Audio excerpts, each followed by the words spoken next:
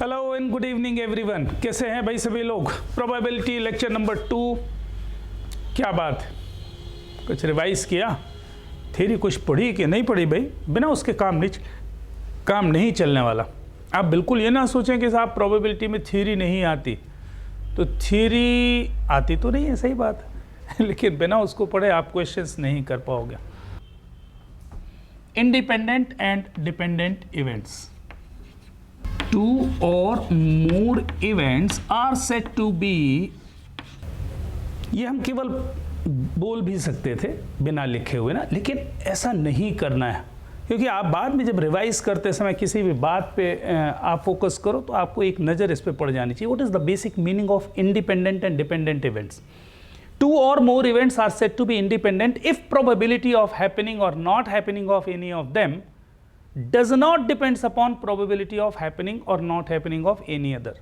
दो या दो से अधिक इवेंट्स इंडिपेंडेंट होंगे अगर किसी एक इवेंट के होने या ना होने की प्रोबेबिलिटी किसी दूसरे इवेंट के होने या ना होने की प्रोबेबिलिटी पर निर्भर ना करे। ऐसे इवेंट्स क्या कहलाएंगे? इंडिपेंडेंट इवेंट्स कहलाएंगे। बाय द वे, अगर डिपेंड कर रही है तो उसको डिपेंडेंट इवेंट बोलेंगे। इंटरेस्टिंग पार्ट क्या है? इंटरेस्टिंग पार्ट ये है साहब, if A and B are independent events, what it implies. ये बात दिमाग में रखना कि ए बार एंड बी बार ये भी क्या होंगे? इंडिपेंडेंट होंगे। कोई शक की बात ही नहीं इसमें। मतलब अगर दो इवेंट इंडिपेंडेंट है तो उनके कॉम्प्लीमेंट्री भी क्या होंगे? इंडिपेंडेंट होंगे। अच्छा, दिमाग में ये बात भी रखना है कि ए एंड बी बार ये भी इंडिपेंडेंट होंगे, और ए बार एंड बी ये दोनों कहानियां भी कैसी होंगी साहब? इंडिपेंडेंट होंगे। So two or more events are said to be independent. यहां पर ये बात है कि ए और बी दो इंडिपेंडेंट इवेंट्स है, तो उनकी कॉम्प्लीमेंट्री को भी आपस में क्या करना है? ले देके भाई कोई लेना देना नहीं होगा अच्छा, पहला इवेंट हो और दूसरे का कॉम्प्लीमेंट्री, इनका आपस में भी कोई लेना देना हो नहीं सकता, because A and B are independent. तो if A and B are independent, ये बाकी कहानियां भी इंडिपेंडेंट होंगी। ध्यान रखेंगे, हम इसको कहीं ना कहीं इस्तेमाल करेंगे। हैं, आगे बढ़ते हैं। Mathematical definition of probability. 9th से हम ये डेफिनेशन पढ़ते आ रहे हैं ना। 9th में भी पढ़ा होगा, 10th में भी पढ़ा, फिर 11th में पढ़ा, फिर 12th में भी यही पढ़ रहे हैं, क्योंकि फंडामेंटल है ना। बिना इसके हम आगे कैसे बढ़ जाएं? आप सब भूल गए हो भाई, आप सारी चीज़ें भूल गए हो, तो लिखना तो पड़ेगा साहब। मैथमेटिकल डेफिनेशन का मतलब ये है कि suppose in an experiment there are n possible outcomes. ये बात तो समझ में आई गई होगी कि n क्या है? पॉसिबल आउटकम्स की काउंटिंग बता रहा है, मतलब exhaustive number, that is number of elements in sample space ns, and in which m are favourable. भाई किसी एक्सपेरिमेंट में मान लीजिए कि n पॉसिबल आउटकम्स है। कितने पॉसिबल आउटकम्स है साहब? n। उनमें से m केसेस ऐसे हैं जो किसी इवेंट A के फेवरेबल हैं, मतलब किसी इवेंट A के फेवर में होने के लिए कितने पॉसिबल आउटकम्स हैं? m। Then probability of happening of that event A is given by PA। बचपन की definition, that is what? Favourable outcomes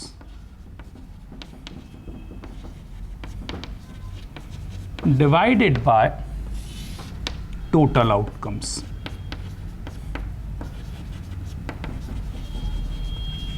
अच्छा, फेवरेबल हमने कितने लिखे साहब? m। टोटल कितने लिखे? n। तो probability of happening of event is what? m by n। बेहतर होता हम इसको इस फॉर्म में लिखें, probability of a number of elements favorable to A divided by number of elements in S। ये बेहतर तरीका होगा लिखने का ना। number of elements in A divided by number of elements in S, favorable outcomes divided by total number of outcomes।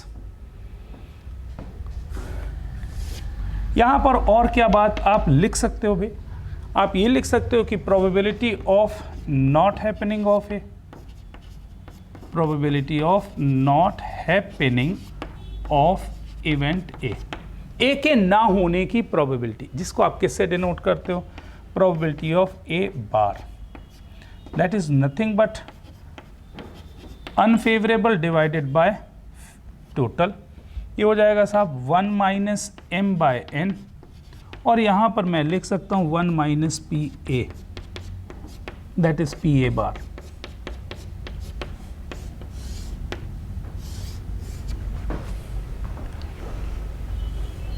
अच्छा, इसको इधर लिख दूं तो मैं बोलूंगा किसी इवेंट के होने या ना होने की प्रोबेबिलिटी का सम कितना होगा, 1 होगा। ये सीधी सी बात है, या तो वो इवेंट होगा या फिर नहीं होगा, तो 100% है ना भाई। तो यहाँ पर मैं लिख सकता हूँ, अगर आप चाहो तो 1-2 पॉइंट तो लिख ही लें साहब। Probability of happening of event A plus probability of not happening of the event A is what, 1 बोले तो 100%। आपको ये बता दूं कि कॉम्प्लीमेंट मतलब नॉट को ए बार से भी रिप्रेजेंट करते हैं, बहुत सारे लोग ए डैश से रिप्रेजेंट करते हैं, बहुत सारे लोग ए सी से रिप्रेजेंट करते हैं, सबकी मीनिंग एक ही है।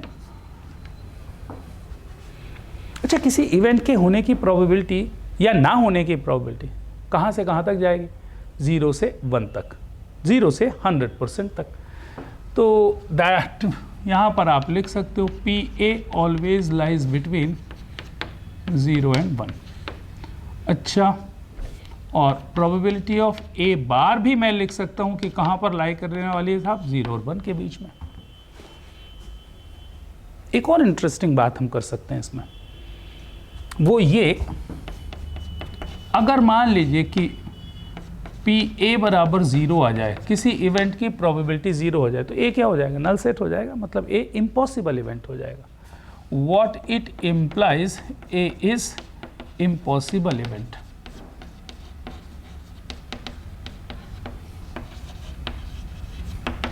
और अगर P A 1 हो जाए, what is its meaning? A is sure event। तो P5 कितना होता है, 0, PS कितना होता है, 1, है ना। यहाँ पर आप चाहो तो दैट मीन्स मैं बोल सकता हूँ कि P5 हमेशा 0 होगा और probability of any sample space is always 1। Heading डालेंगे साहब ODDS, ऑड्स। नाम सुना, ऑड्स। अच्छा, मैं समझाता हूँ क्या है ना। इसकी हिंदी मीनिंग होती है साहब संयोग, कोइंसिडेंस मैं बोल सकता हूँ इसको ना, ऐसा कोइंसिडेंस था साहब। लेकिन इसकी प्रैक्टिकल मीनिंग के लिए मैं इसको ज़रा डिफाइन कर दूँ। Suppose an event can happen in X ways and can not happen in Y ways. देखो क्या किया कि भाई हम तो लूडो खेलते हैं साहब, लूडो खेल रहे हैं, मुझे जीतने के लिए 4 चाहिए। तो मैंने जब थ्रो किया डाइस को तो 4 आएगा तो जीतेंगे, बाकी 1 2 3 5 6 में नहीं जीतेंगे। तो मुझे जीतने के लिए मैं क्या बोलूं, event can happen only in 1 way जब 4 आएगा, and can not happen in 5 ways. हाँ सर, बात समझ में आ गई।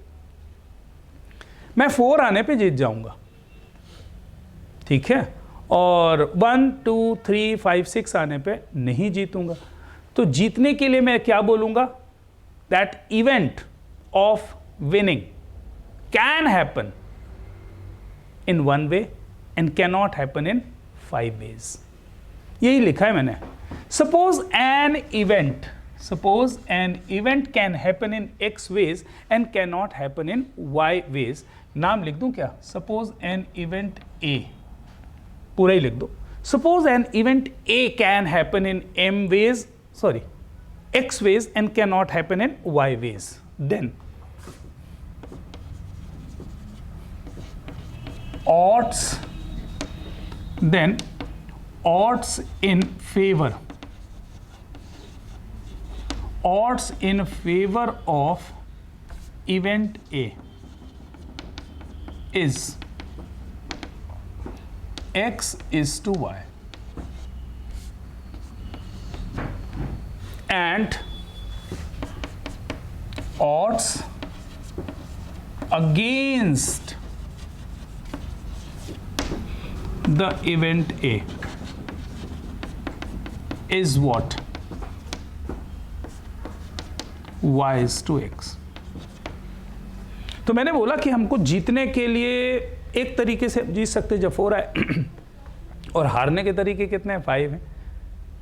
तो मैं बोलूं कि जीतने के फेवर में ऑड क्या है, तो दैट इज 1:5 और उसके अगेंस्ट में ऑड क्या है? 5:1. That is the meaning. It's very clear. अच्छा, अब जरा सोचें, अगर मुझे बोला जाए कि किसी इवेंट के फेवर में ऑड x:y हैं, then probability of happening of that event is what? x/x plus y. अरे 4 आने पे जीतूंगा, 1 2 3 5 6 आने पे नहीं जीतूंगा, तो जीतने की प्रोबेबिलिटी क्या है? 1/1 + 5. अरे टोटल आउटकम्स तो 6 है ना, तो टोटल आउटकम्स तो x + y हैं, तो favourable outcome divided by total number of outcome. तो if odd in favour of the event A is x:y, then probability of happening of the event is x/x plus y. या फिर odd against the event is y:x, then probability of happening of the event A x/x plus y ही होगा. और अगर मैं बोलूं कि probability of not happening of the event A, तो ये कितना हो जाएगा साहब? y/x plus y. अरे 1 माइनस बोल दो, उससे भी कम चल जाएगा साहब. समझा पाया क्या मैं? कि फिर से एक बार ट्रायल लूं. अगर किसी इवेंट A के फेवर में ऑड दिया हुआ है 1:5, तो उस इवेंट के होने की प्रोबेबिलिटी क्या होगी? 1/1 + 5, दैट इज 1/6. और आप वैसे भी जानते हो 4 आने की प्रोबेबिलिटी क्या होती है? 1/1/6. एक आध ऐसी छोटा सा न्यूमेरिकल कर लेते हैं यार, है ना, क्योंकि ऑड में क्वेश्चन प्रोबेबिलिटी के ही बनते हैं. अच्छा, आप मुझे बताओ कि अगर किसी इवेंट के होने की प्रोबेबिलिटी मैं दे दूं x/x plus y, तो उस इवेंट के फेवर में ऑड बता दोगे आप ना, x:y, और उस इवेंट के अगेंस्ट में भी ऑड बता दोगे y:x. तो ऑड दिया हुआ है तो प्रोबेबिलिटी निकाल सकते हो, प्रोबेबिलिटी दी है तो ऑड्स निकाल सकते हो. मैं एक एग्जांपल दे देता हूं. Suppose probability of happening of an event, happening of an event is 5/18. किसी इवेंट A के होने की प्रोबेबिलिटी 5/18 है. मुझे पूछा गया कि फाइंड odds in favor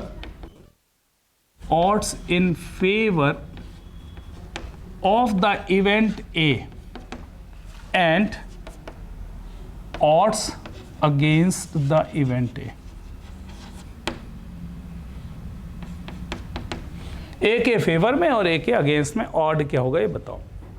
तो अगर प्रोबेबिलिटी दी है तो क्या मैं ऑड निकाल सकता हूँ? हाँ, बिल्कुल निकाल सकता हूँ साहब. देखो देखो देखो, probability of happening of an event A कितना दिया है साहब? 5/18. ये प्रोबेबिलिटी दी है और ऑड होगा क्या? या तो x:y होगा या y:x होगा. तो इस फॉर्म में लिख लो इसको. और क्या है? So that is nothing but 5 divided by 5 plus 13. उम्मीद करता हूँ समझ में आ गया आपको, है ना. तो now odds in favor कितना हो जाएगा साहब? odds in favor 5:13. और odds against में क्या odd हो जाएगा साहब? that is 13:5. फेवर की बात, अगेंस्ट की बात. नोट कर लो यार. मुझे तो ये एक छोटा सा पार्ट था.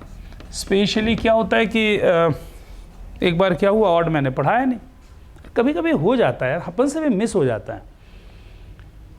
नहीं, 12th बोर्ड में तो ठीक है, कोई चीज़ अपन नहीं छोड़ सकते, लेकिन ये ऑब्जेक्टिव के पॉइंट ऑफ व्यू से. अब उसी साल जेईई मेन में एक क्वेश्चन आ गया, उसमें ऑड लिखा हुआ था वर्ड. लो भाई, आधी पब्लिक परेशान.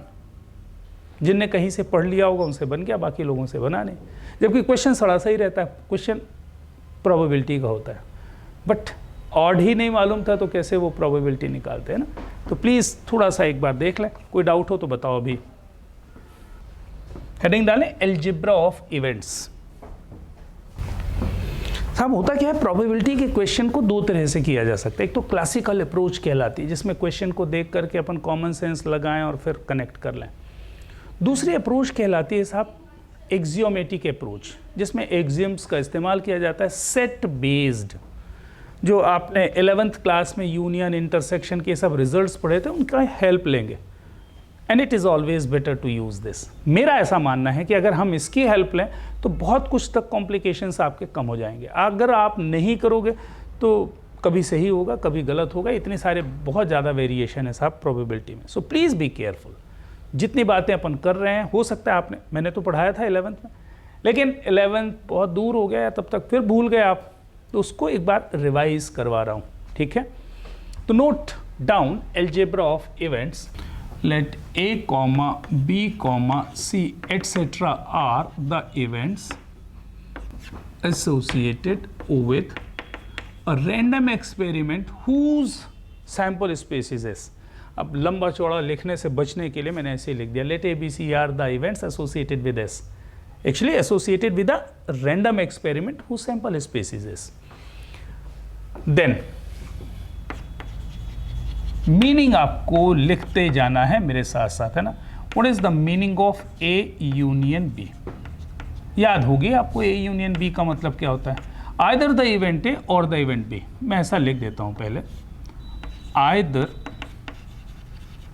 द इवेंट A और the event B। Either the event A और द इवेंट B। या तो इवेंट A, यार A तो लिखा नहीं मैंने, आइदर द इवेंट A और द इवेंट B। तो A union B means what, either this और दिस, बोथ उसमें इंक्लूडेड होता है। तो A और B means what, either A और B और बोथ। इसको हम ऐसा भी लिख सकते हैं ना, at least one of the to events, at least one of the to. एक अब समझ में आ रहा है ना, A यूनियन B का मतलब क्या हुआ, at least one of the two, मतलब या तो A या तो B या फिर दोनों, at least one of the to. A और B में से कम कोई एक। इसको अपन किससे रिप्रेजेंट करते हैं, यूनियन से, A यूनियन B। मजेदार बात यह है कि यहां पर मैं आगे P लिख दूंगा तो बोलूंगा probability of happening of A union B means probability of happening of either the event A और द इवेंट B। और क्या होगा, A intersection B। What is the meaning of this, events A and B both. Events A and B both. अच्छा, ये क्या बात हुई भाई, दोनों का कॉमन पार्ट है ना, simultaneous occurrence of A and B both, दोनों के एक साथ होने की प्रोबेबिलिटी की बात जब करेंगे, इसके आगे P लगा देंगे, probability of happening of A and B both. What is the meaning of A बार, या फिर इसी को बोलो A डैश, या फिर बोलो AC, complement of A। Word meaning इसकी क्या होगी, not the event A, not the event A। और आगे बढ़ते चलो, A इंटरसेक्शन B बार। अच्छा, इसकी मीनिंग क्या लगती है आपको, what is the meaning of A intersection B bar, A but not B, A but not B। इसका मतलब है साहब event A but not the event B, event A लेकिन इवेंट B नहीं। तो इसको हम कैसे रिप्रेजेंट करें साहब, इसको लिखेंगे साहब only A occurs. What is the meaning of this, only A occurs. अरे यही होगा ना, दो इवेंट हो रहे हैं A और B, उनमें से केवल और केवल A। जरा देखो,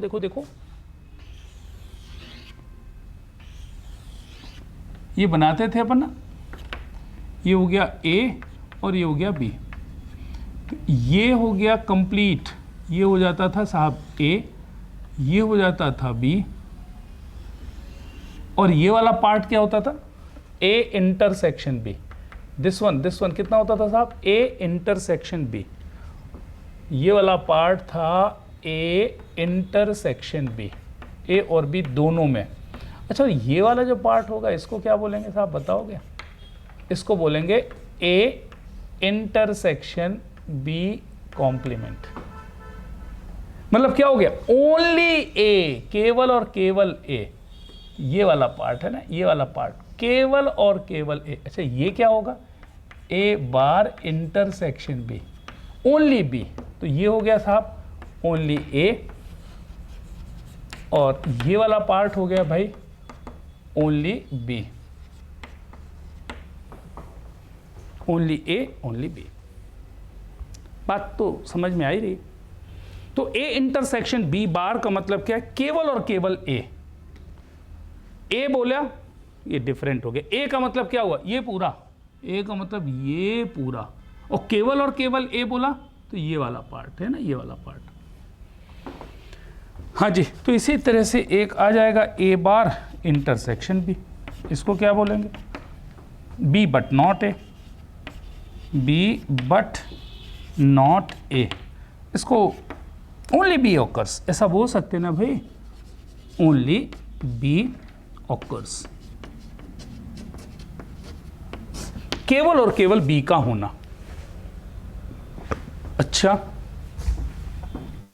फिर दिमाग में आ रहा है साहब A intersection B bar union A bar intersection B.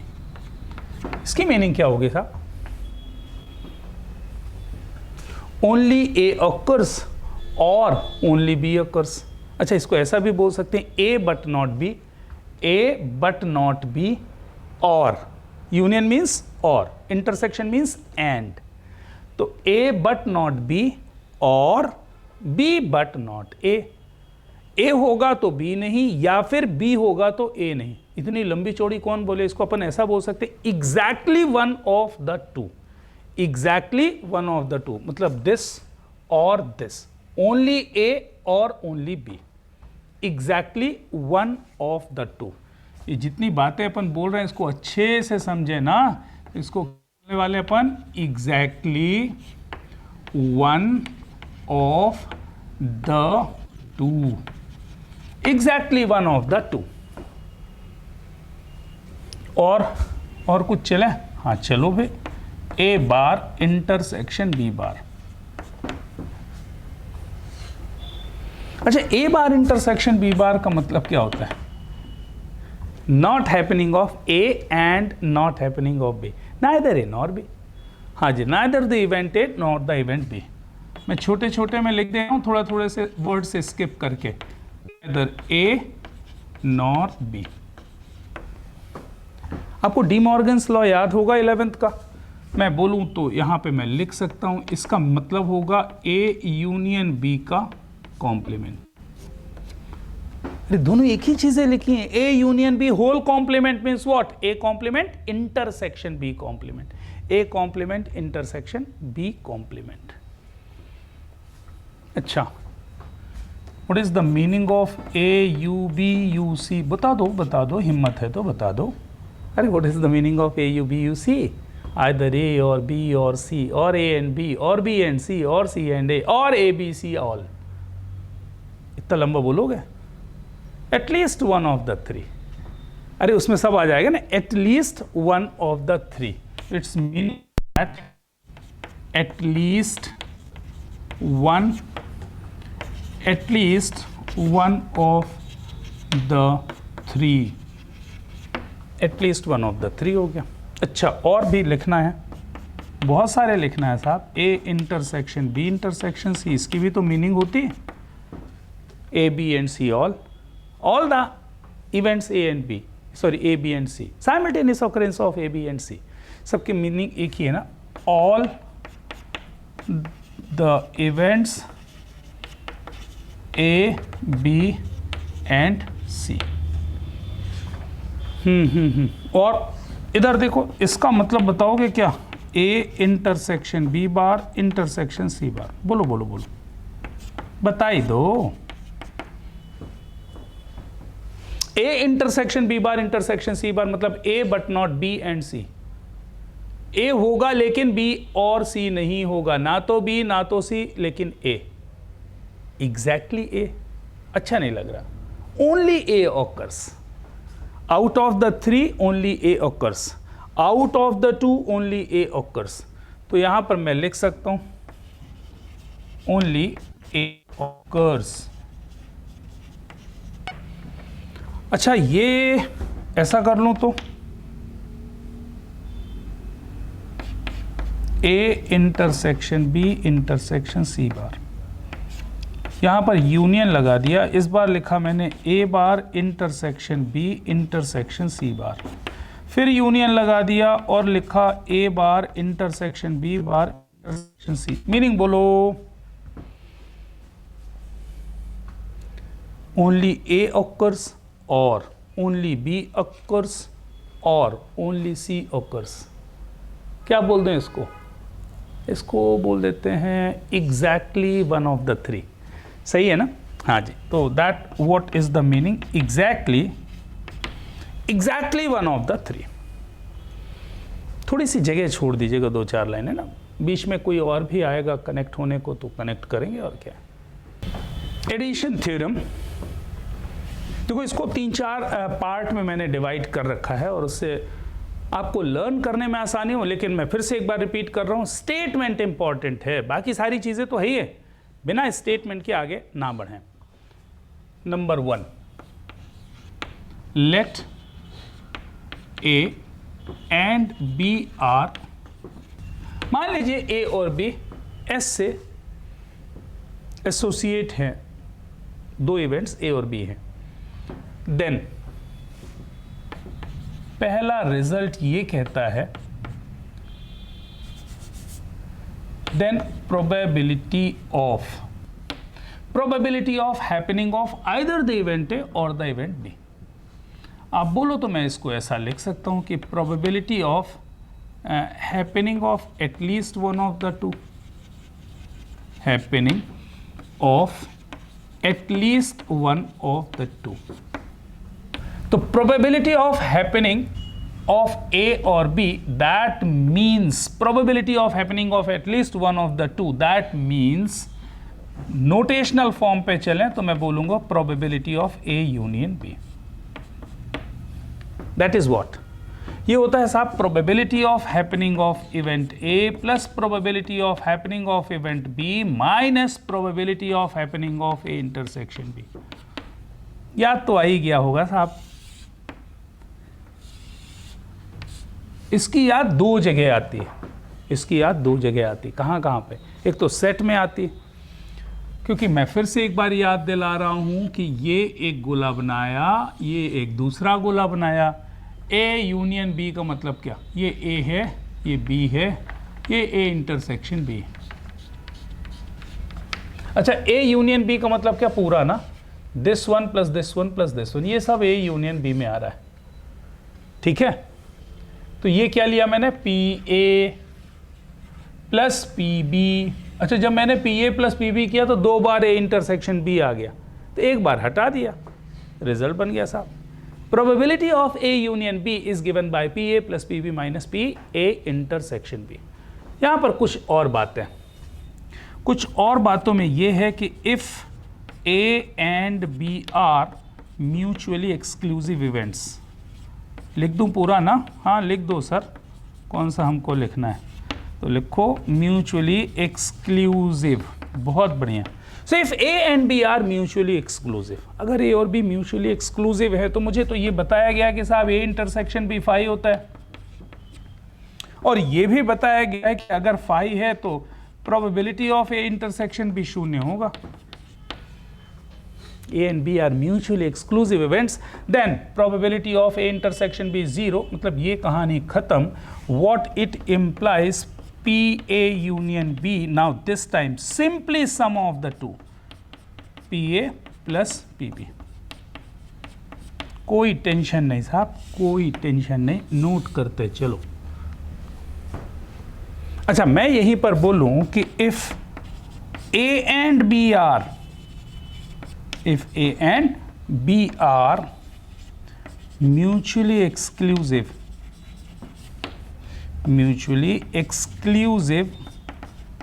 as well as and exhaustive।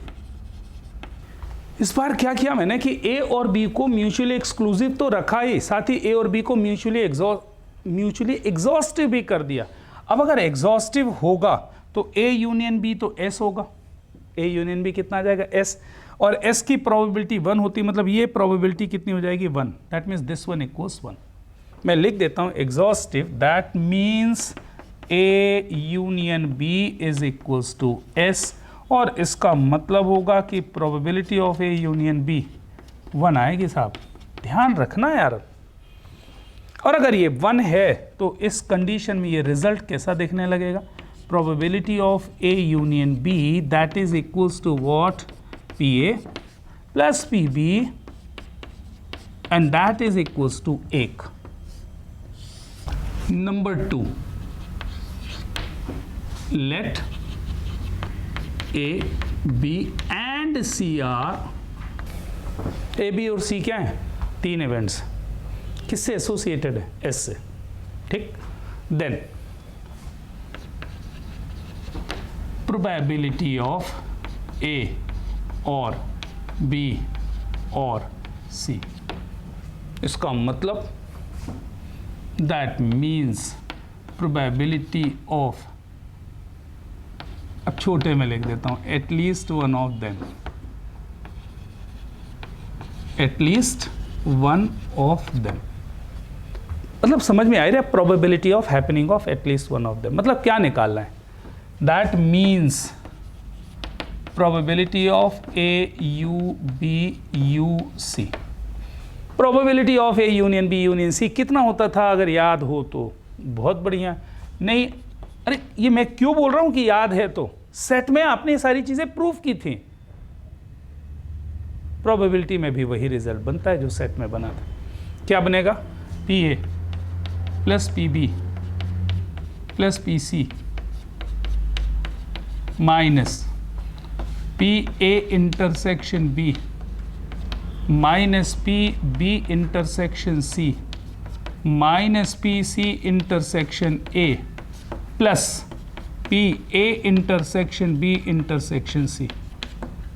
हाँ सर, अब याद आ गया, probability of happening of at least one of the three, that is PA plus PB plus PC minus PA intersection B minus PB intersection C minus PC intersection A। कोई tension नहीं ना।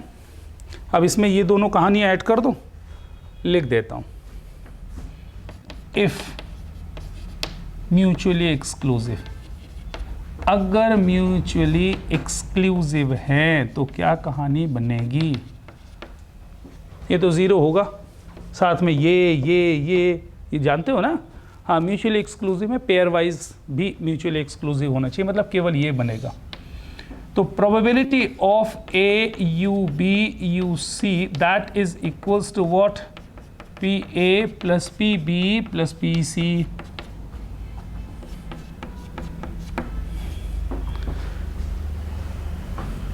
बढ़िया ना। और आगे देखें, इसे में अगर if mutually exclusive as well as exhaustive, mutually exclusive and exhaustive, exclusive भी हैं और एग्जॉस्टिव भी हैं, तो क्या होगा, this one equals this one, और ये टोटल ये तो S के बराबर हो जाएगा। एग्जॉस्टिव का मतलब समझते हो ना, union of the events must be equals to sample space, तो इसका प्रोबेबिलिटी ऑफ S कितना होता है 1, तो इसका रिजल्ट हो जाएगा साहब probability of A U B U C that is equals to PA plus PB plus PC। और ये सब कहानियां मिलकर के 1 के इक्वल हो जाएंगे। नोट कर लें, फिर से लिखना है साहब, let A and B are the two events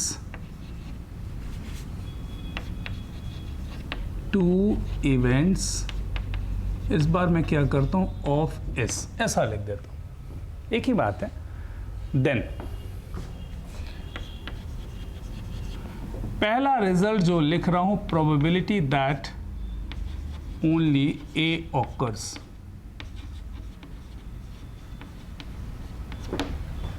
probability that only A occurs, तो नोटेशन याद करो क्या था, probability of A intersection B bar था कि नहीं था? हाँ सर था।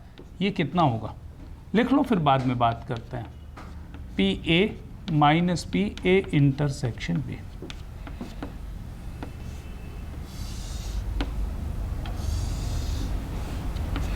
अगर आपके पास फोटो बनी हुई रखी है तो आपके लिए बहुत आसान, बहुत आसान, बहुत आसान।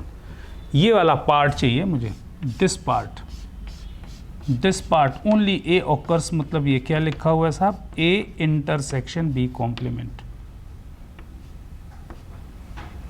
ठीक है, अब आपको दिख रहा है ना, ये टोटल ए है, ये टोटल बी है, और ये इसको मैं बोलूं, ये क्या, कौन सा पार्ट था साहब, बताओ बताओ बताओ, ये कौन सा पार्ट था?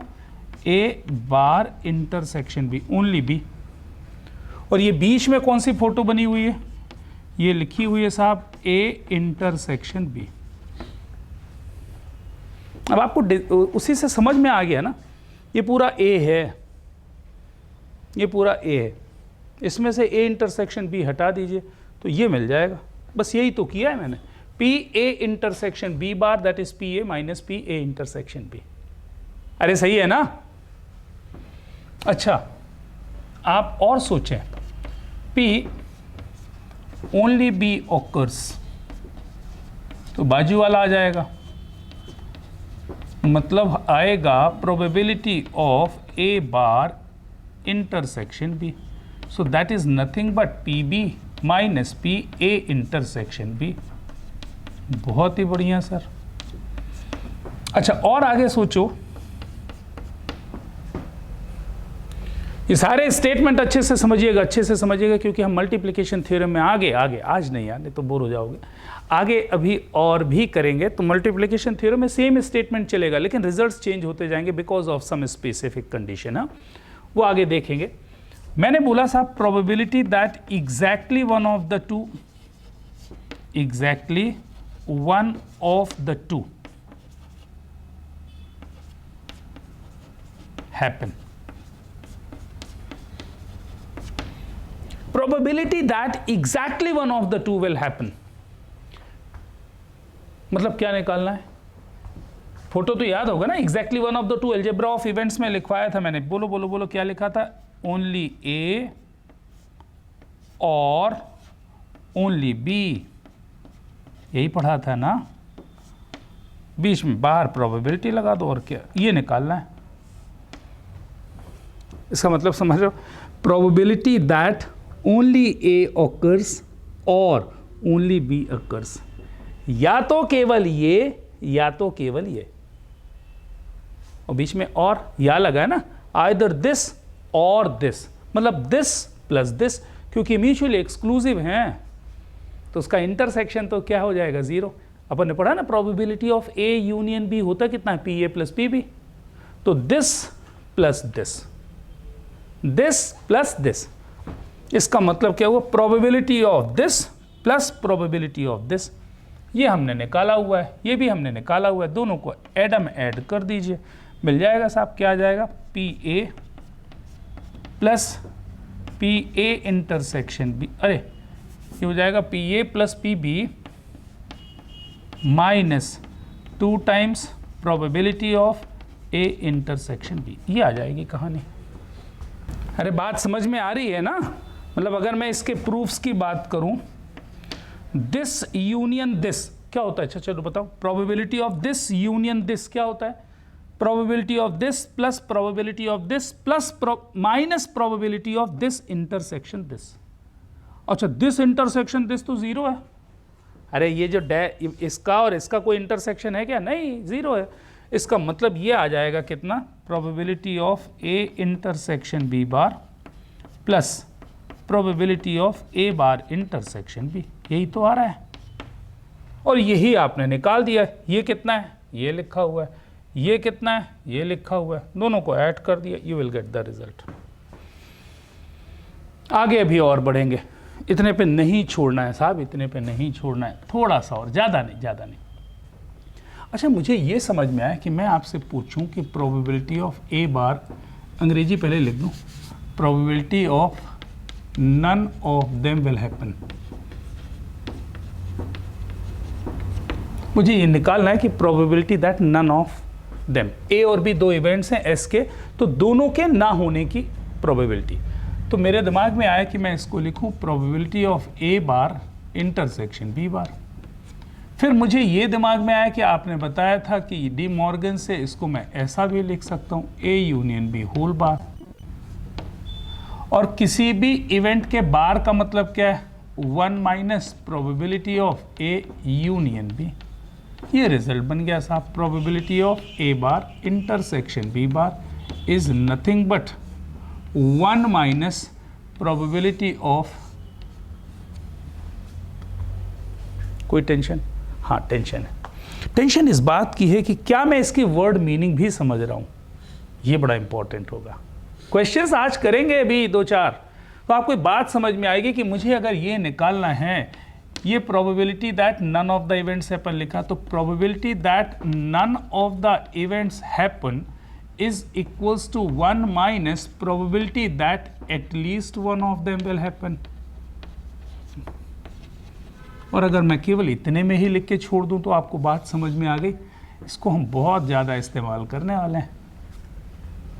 अच्छा, इसका उल्टा भी चलेगा ना, इसका उल्टा भी चलेगा। अगर आपको निकालना है probability that at least one will happen, at least one, that is 1 minus probability that none of them है। इसको इधर कर दिया, इसको इधर कर दिया, एक ही बात। So probability that none of the events happen, 1 minus probability that at least one of the events happen, and probability that at least one of the events happen, 1 minus probability that at least one of them। अच्छा, ये बात तो समझ में, ये तो निकालते बनता P A plus P B minus P A intersection भी, बहुत बढ़िया, ठीक है ठीक है, नोट दिस। मुझे ये बात समझ में आती है कि जो सबसे बड़ी प्रोबेबिलिटी होगी दो इवेंट्स के लिए, वो तो होगी P A plus P B. सीधे सीधे दोनों की प्रोबेबिलिटी को ऐड कर दो। अच्छा, ये जो है लेस देन और equals to P A union B लिख दूं। फोटो से भी बात समझ में आ जाएगी आपको, वेन डायग्राम से। अच्छा, फिर मुझे ये लगता है कि this one should be less than और इक्वल्स टू प्रोबेबिलिटी ऑफ ए, या फिर इसकी जगह पी बी भी लिख सकते हो। और फिर बात ये समझ में आती है कि सबसे छोटू जो होगा वो ए इंटरसेक्शन बी होगा। तो आप अगर चाहो तो ये ऐसे लिख लो ना, देखेंगे कहाँ पर इस्तेमाल करना है इसको। अरे ये सब आप जानते हो, मैं ये नहीं कह रहा कि आप जानते नहीं हो, आप हमेशा से जानते रहे हो। ये मुश्किल क्या है कि कब इम्प्लीमेंट करना भूल जाते हो। तो रिजल्ट के फॉर्म में लिखने का एडवांटेज ये होता है कि हाँ, दिमाग में रहता है यार कि ऐसा भी कुछ था। देखो, इसका तो आप फिजिकल मीनिंग तो यहीं से दिख जाएगा ना, यहीं से दिख जाएगा। अच्छा, ये पी ए है और ये पी बी है, this one is P A, this one is P B, सबसे बड्डो। फिर पी ए यूनियन बी तो क्या है, ये पूरा का पूरा है, और P A plus P B में ये 2 बार ऐड था, तो सबसे बड़ा ये हो गया, फिर उससे छोटा ये हो गया। अच्छा, ए पी ए कितना है, ये वाला,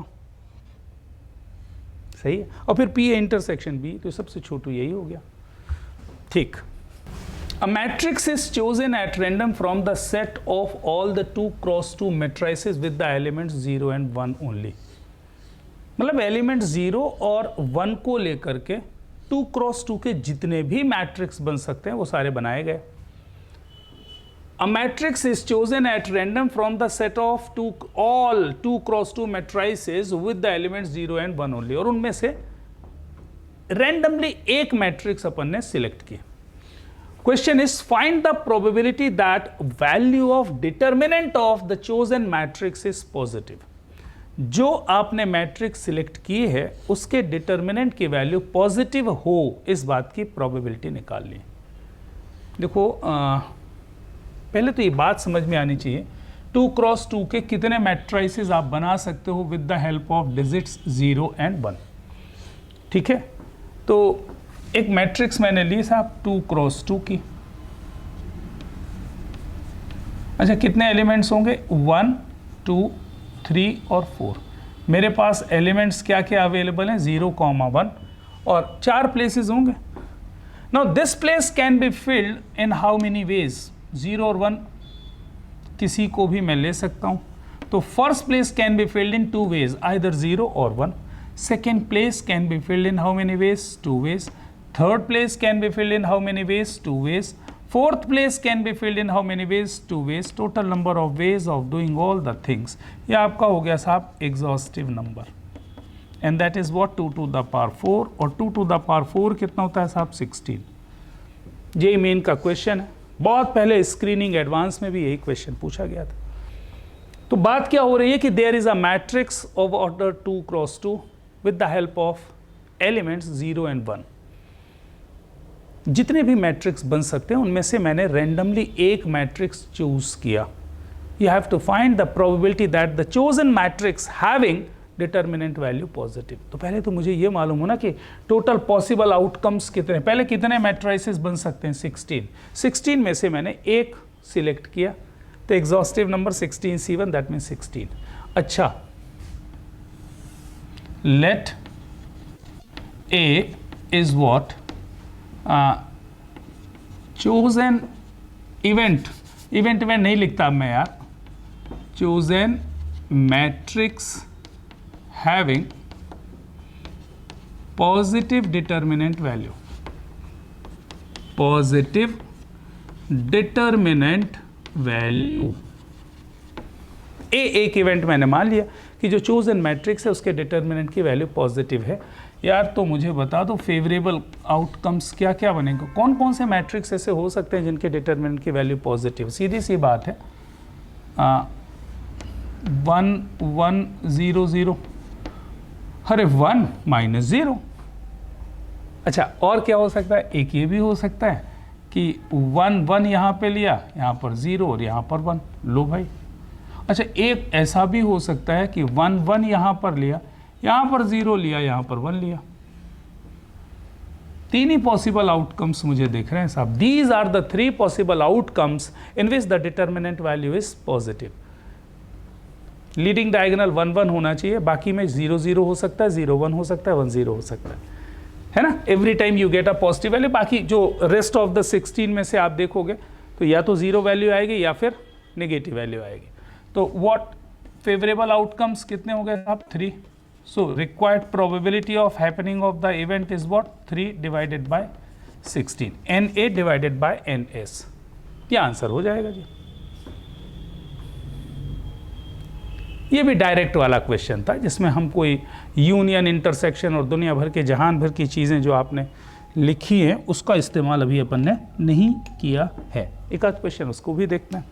Find the probability of getting an even number on the first die or a total of 8 in a single throw of 2 dice। अच्छा, जैसे मुझे ये दिखा ना, कहीं पे और लिखा हुआ दिखा, बस दिल खुश हो गया मेरा। हमने सिंगल थ्रो ऑफ 2 डाइस किया, मतलब सैंपल स्पेस में 36 पॉसिबल आउटकम्स आएंगे। 2 डाइस को एक साथ मैंने थ्रो किया है। तो बेसिकली अपन बात ये कर सकते हैं कि सैंपल स्पेस में आएगा क्या क्या।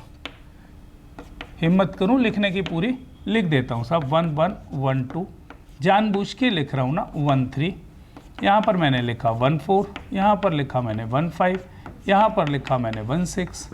फिर क्या लिखना है साहब? 2 1 2 2 2 3 2 4 2 5 2 6, then 3 1 3 2 3 3 3 4 3 5 3 6 4 1 4 2 4 3 4 4 4 5 4 6 5 1 5 2, 5 3, 5 4, 5 5, 5 6, then 6 1, 6 2, 6 3, 6 4, 6 5, 6 6। ये मैंने सारे पॉसिबल आउटकम लिख दिए, मेहनत जानबूझ के की मैंने, और लिख दिया साहब एग्जॉस्टिव नंबर इज व्हाट 36। अच्छा, उसने बोला कि if two dice are thrown together find the probability of getting an even number on first die और अ टोटल ऑफ 8। तो मैंने क्या किया कि let A is the event getting even number on first die, getting even number on first die. अच्छा, और B क्या ले लिया? Sum is 8, sum is 8। अच्छा, मुझे निकालना क्या, ये बात आपको क्लियर, मैं बिल्कुल बुद्धि नहीं लगाना चाह रहा, मैंने बोला ही नहीं कि हम प्रोबेबिलिटी में ज़रा भी दिमाग लगाने की कोशिश कर रहे हैं। आपने लगाया, बड़ी अच्छी बात है, लेकिन हम बिना लगाए भी कर सकते हैं। अगर आपको ये याद हो कि बीच में और लगा होता है तो ए यूनियन बी की बात आती है। मैंने आइदर दिस और दिस की प्रोबेबिलिटी निकालनी है तो मैंने साहब लिख दिया probability of A union B, पहले फॉर्मूला लिख दिया। यहाँ नहीं लिखते ना, यहाँ नहीं लिखते, इस साइड पे लिखते हैं। तो probability of A union B निकालना है मुझे, and that is equals to what, P A plus P B minus of P A intersection B. अच्छा, फिर इसको मैंने लिखा साहब N A by N S plus B upon N S और minus number of elements in A intersection B upon N S. यहां तक तो लिखने की बात समझ में आती है। फिर मैंने ये देखा कि मुझे एन एस तो मालूम है, एन ए चाहिए, तो getting even number on first die. अच्छा, even number on first die, अगर देखो मेहनत ऐसी इमेजिन भी कर सकते हो ना, 2 2 2 2 2 2, तो पहले डाइस में 2 आना चाहिए, तो ये 6 केसेस आएंगे, तो ये भी 6 आएंगे, तो ये भी 6 आएंगे, मतलब 18 केसेस आएंगे। तो मैंने लिख दिया साहब N A is equals to 18, कोई टेंशन नहीं। अच्छा, एन बी मुझे ये चाहिए कि sum of the numbers on upper faces, है ना, जब आपने डाइस को थ्रो किया तो ऊपर जो दोनों में आएगा उनका सम कितना होना चाहिए, एग्जैक्टली 8 होना चाहिए। तो सम को एग्जैक्टली 8 आपको दिखता है कहाँ से मिलेगा? यहाँ से तो कभी मिल नहीं सकता यार, पहली बार आपको 8 यहाँ से मिलेगा, यहाँ पर भी एक जगह मिलेगा, फिर यहाँ पर भी एक जगह मिलेगा, फिर यहाँ पर भी एक जगह मिलेगा, फिर यहाँ पर एक जगह मिलेगा ना। तो 1 2 3 4 5 और कहीं से 8 मिल नहीं सकता ना, तो एन बी मैंने 5 लिख दिया। अच्छा, फिर मुझे लिखना है साहब ए इंटरसेक्शन बी। इसकी मीनिंग, वर्ड मीनिंग क्या होगी साहब? Even number on first and sum is 8 and this both. तो यहाँ पर क्या है, even number on first die and sum is even. तो sum is even, sum is 8, मतलब सम तो 8 हो और साथ ही साथ फर्स्ट डाई में इवन हो। तो एक केस ये दिख रहा है, अरे सम तो 8 वाले यही थे ना, तो एक ये दिखेगा, एक ये दिखेगा, एक ये दिखेगा। अच्छा, आप बोलोगे कि सर इसमें सेकंड में भी तो है। अरे सेकंड में भाड़ में गया यार, उसने क्या बोला, सेकंड के लिए कुछ बोला क्या? उसने तो बोला कि पहले डाइस में इवन होना चाहिए, तो पहले डाइस में हमको इवन देखना है, दूसरे में हमको देखना ही नहीं ना। हाँ जी, तो 1 2 3 4 5 में से कॉमन पार्ट 1 2 और 3 में दिख रहा है। तो मैंने, अगर आप बोलो तो लिख भी देते हैं किस में क्या क्या कॉमन पार्ट आ रहा है। 2 6 आएगा, फिर 4 4 आएगा और फिर 6 2 आएगा। तो ये 3 पॉसिबल आउटकम्स ऐसे हैं, तो number of elements in A intersection B is nothing but what 3। Formulation कर लिया, इवेंट्स को डिफाइन कर लिया। ये हम आदतें डाल रहे हैं अभी आपकी, क्योंकि हमें आगे कंडीशनल प्रोबेबिलिटी पढ़ानी है, हमें total law of total probability पढ़ानी है, बेयस थ्योरम पढ़ाना है। इन सब में अगर आपके डेफिनेशन डिफाइन करने का, इवेंट्स को डिफाइन करते अच्छे से बन जाए तो प्रोबेबिलिटी में कभी दिक्कत नहीं आएगी, ऐसा हम 100% जानते हैं।